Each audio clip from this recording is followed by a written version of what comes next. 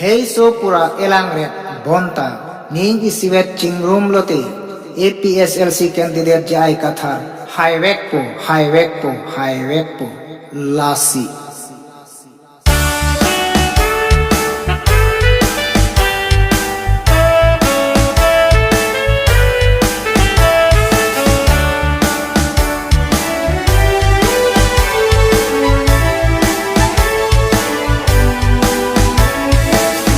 isi chingrum lona je ai kathar pahai lona khei su ing longarat ki doa ning isi ve dolote putur ephan e hai on e ning isi ve lenche som lona ning isi ve dolote putur ephan e hai on e ning isi ve lenche som lona turman sokar bi doa song lona turman sokar bidoa turawang nandice song lona ning isi chingrum lona je ai kathar pahai lona khei suing longarat ke doa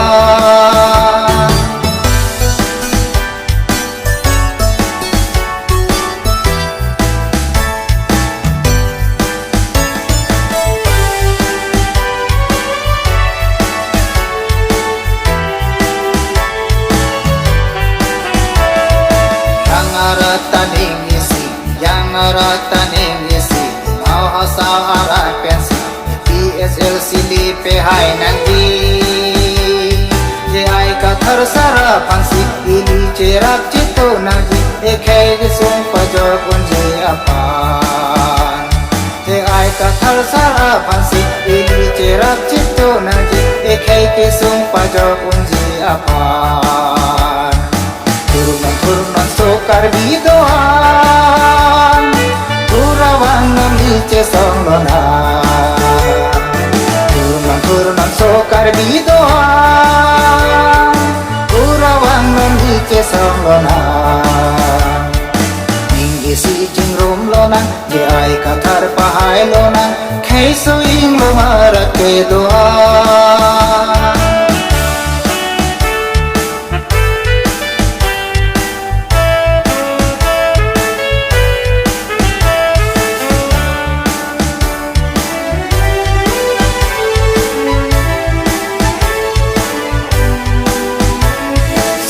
arat ili kemang rekang thim sika cheha punon ben ili chelong lela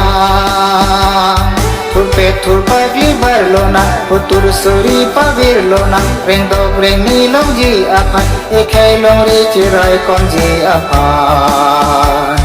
ekhai long ri chirai kon ji apan